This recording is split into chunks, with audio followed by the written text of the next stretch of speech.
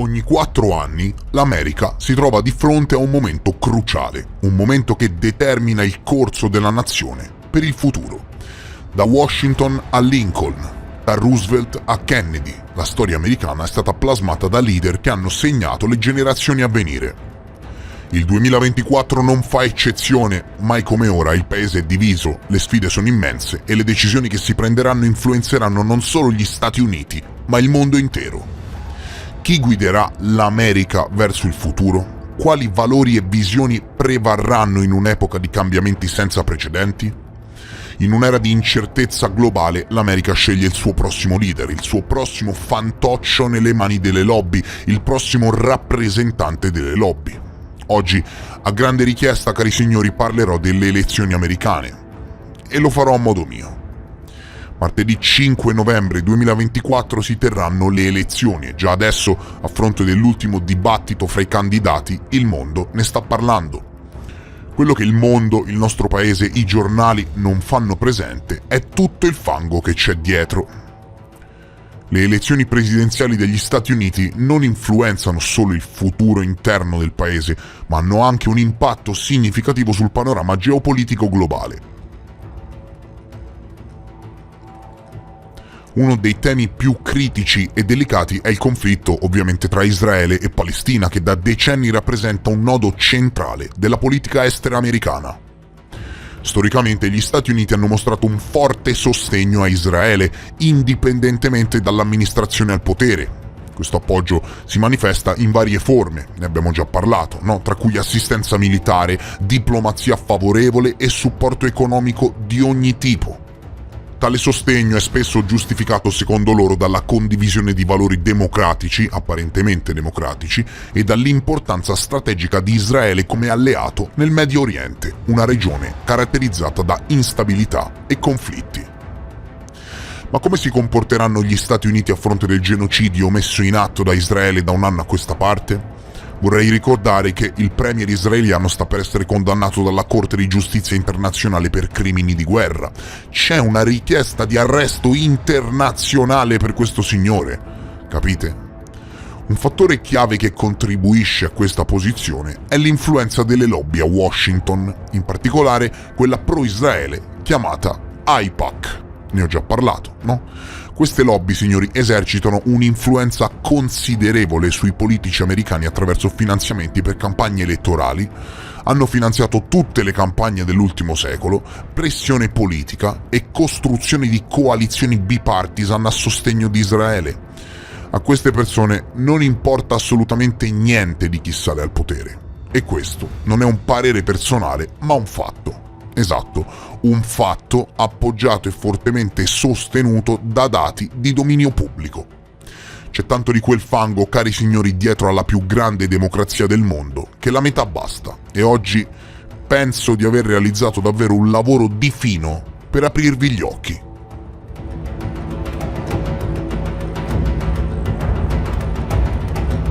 L'AIPAC è un gruppo di pressione americano e quindi una lobby nota per il forte sostegno allo Stato di Israele. È considerato, pensate, il più grande e potente gruppo di interesse a Washington, la prima lobby di Washington. L'associazione si definisce la lobby statunitense pro-Israele ed è un'organizzazione di massa i cui componenti comprendono democratici, repubblicani e indipendenti. Chiunque sia interessato nella politica americana deve tenere di conto le influenze di questa lobby. L'associazione è autofinanziata e parliamo di giganti, chiaro? Di giganti. Per decenni l'AIPAC ha esercitato pressioni sui membri del Congresso e più in generale sulle alte sfere del potere americano affinché gli Stati Uniti interrompessero ogni traffico di armi con gli stati arabi, stemperassero i toni della critica rivolta contro i crescenti insediamenti israeliani e non riconoscessero l'OLP come una legittima organizzazione. Ma soprattutto l'AIPAC ha sempre cercato di fare in modo e maniera, cari amici, che la linea politica adottata da Washington in Medio Oriente si spostasse con gli interessi del partito israeliano nazionalista liberale di centrodestra, oggigiorno guidato da Benjamin Netanyahu. Le Political Action Committee sarebbero le lobby, gli hanno dato un nome ma sono le lobby, gruppi di pressione che finanziano e fanno girare interessi e quattrini per favorire determinate politiche di comodo. Ad oggi sono 20 i Political Action Committee autorizzati a distribuire finanziamenti per indirizzare la politica americana in favore di Israele. 20 lobby sioniste e la più potente è l'AIPAC. L'AIPAC, signori, fino al 2021 ha svolto un ruolo davvero devastante alla guida nella distribuzione dei fondi da parte dei suoi circa 100.000 membri. E cosa fanno? Se tu ancora non lo avessi capito te lo spiego io, è molto semplice. Gestiscono direttamente i soldi dei propri membri per la distribuzione ai legislatori e ai candidati presidenziali. Nel 2022, anno delle elezioni di metà mandato, l'AIPAC ha finanziato la politica americana con circa 23 milioni di dollari, distaccando ogni altra lobby filo-israeliana al mondo e segnando così ogni record di spesa da parte di una lobby sionista in America. L'AIPAC ha versato 4,7 milioni ai repubblicani e 7,9 ai democratici, mentre 10,5 milioni di dollari sono stati donati direttamente ai candidati. E tutti i dati sono di dominio pubblico. Cosa significa questo? Significa che loro, che vincano i repubblicani o i democratici, che vinca Trump o Biden, sono a posto, chiaro, a posto. Avranno sempre un'amministrazione che farà gli interessi di Israele, che siano essi repubblicani o democratici. È tutto un gioco di potere, capisci? È tutto un gioco di potere.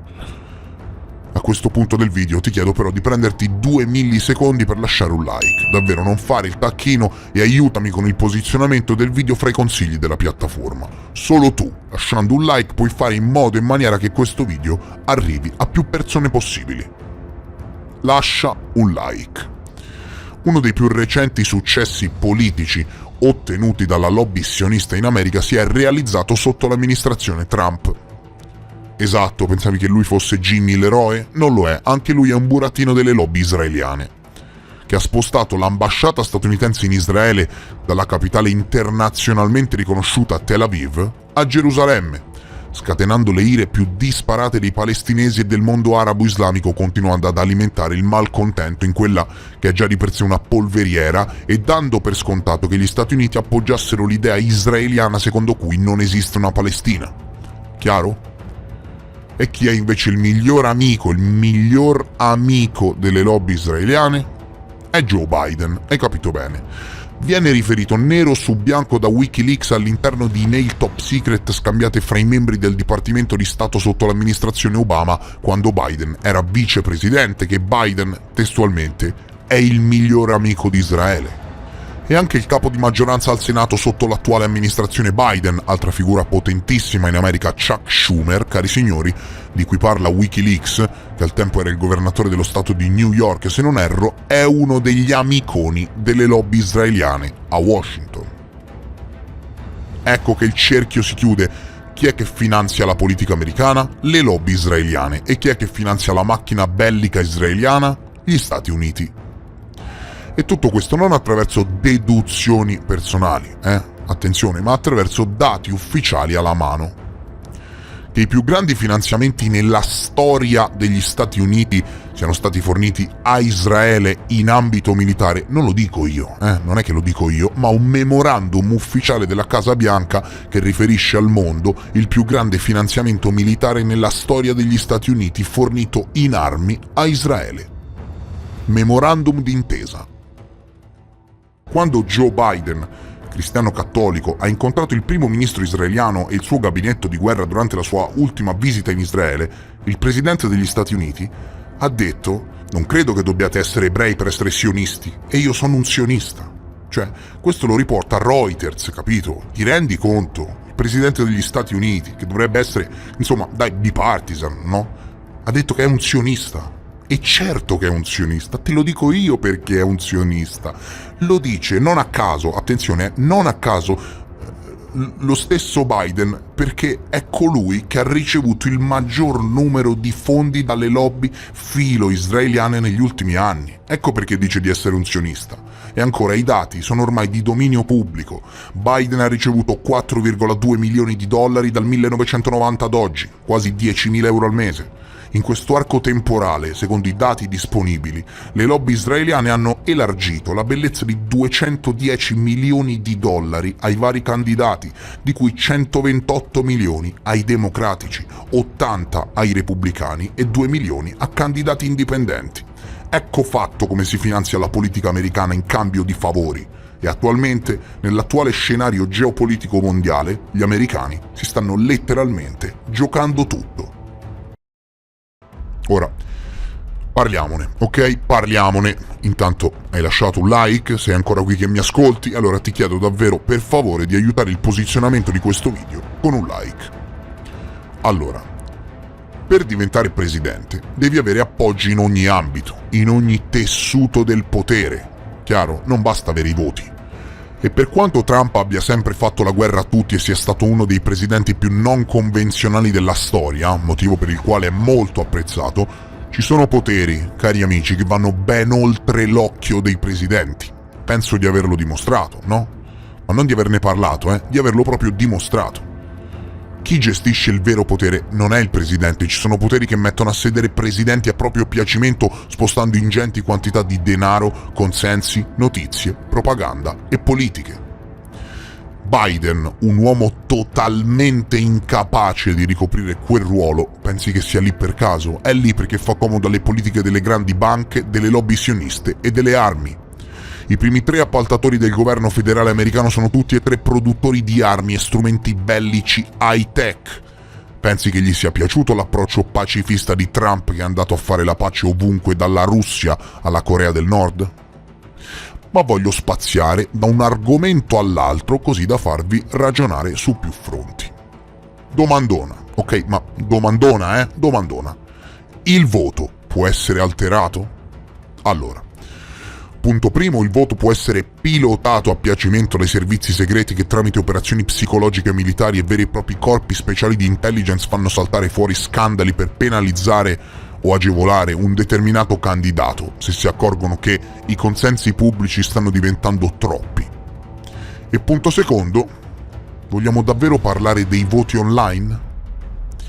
Il voto online è un tema di interesse e dibattito devastante negli Stati Uniti.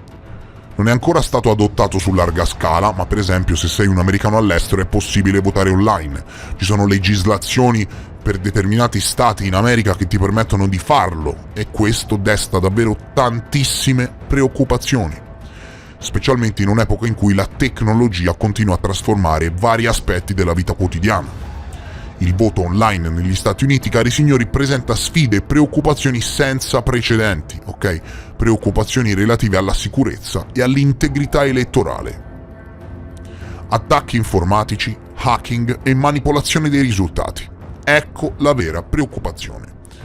Assicurare la privacy degli elettori e l'anonimato del voto soprattutto è cruciale, ma ripeto, hacking e manipolazione dei risultati.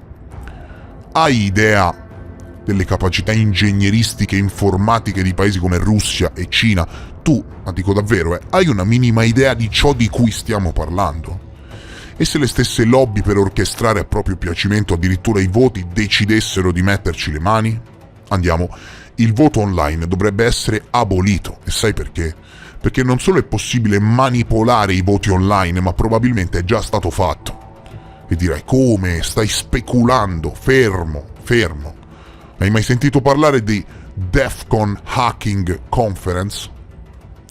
Ogni anno si tiene questa conferenza di hacking che ospita un Voting Machine Hacking Village, dove esperti di sicurezza informatica tentano di violare macchine per il voto dal giorno alla notte. E indovina? In diverse occasioni hanno dimostrato che molte di queste macchine hanno vulnerabilità significative che potrebbero essere sfruttate per manipolare i risultati elettorali.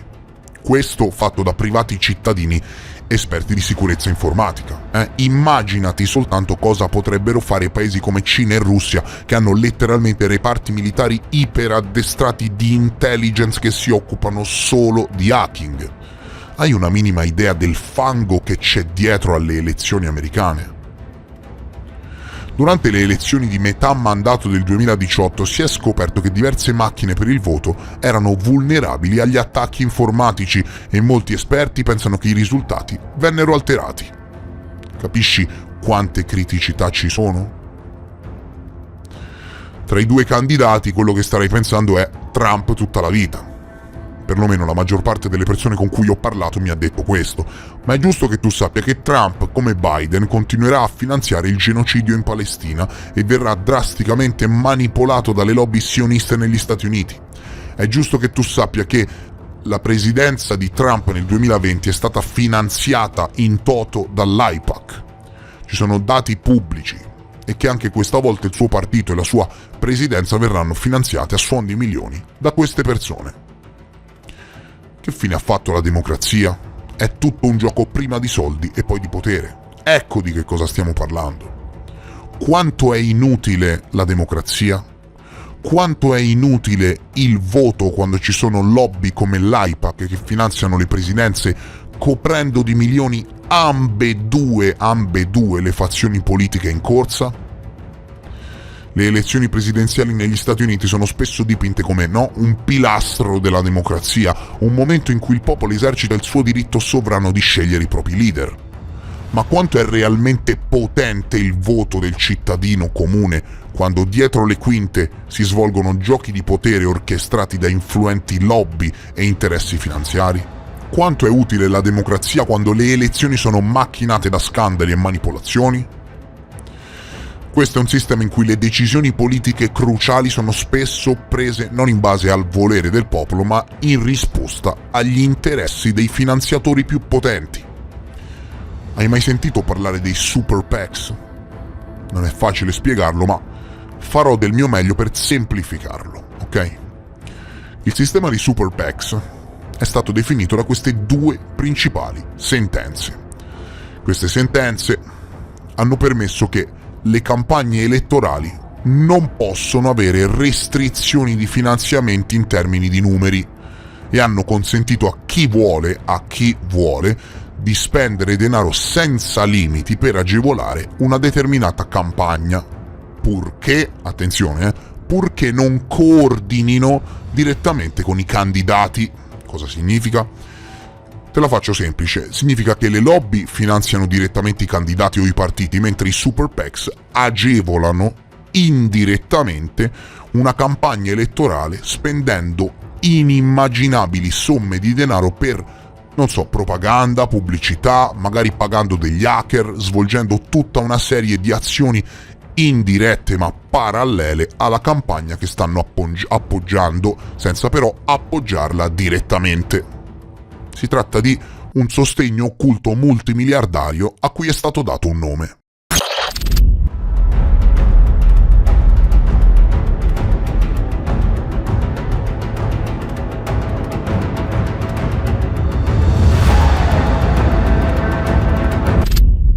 Ma non è finita qui. Ebbene no. Oltre ai super PACs, esistono anche veri e propri progetti clandestini.